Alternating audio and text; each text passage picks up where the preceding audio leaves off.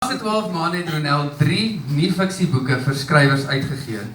Sy was deel van 3 kortverhaalbundels saam met ander skrywers van oor die wêreld oor wat die mitiese gode in hul vrye tyd doen in die Grumpy Old Gods reeks.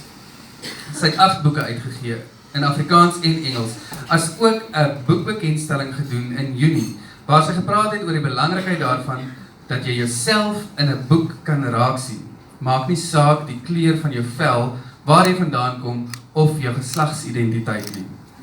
Diegene wat die boekbekendstelling bygewoon het, het saam met Ronel ook donasies van aandklere, skoene en bykomstighede aan die plaaslike Princess Project gegee by die funksie. Nou ek weet nie of julle weet wat die Princess Project is nie, maar dit is so 'n belangrike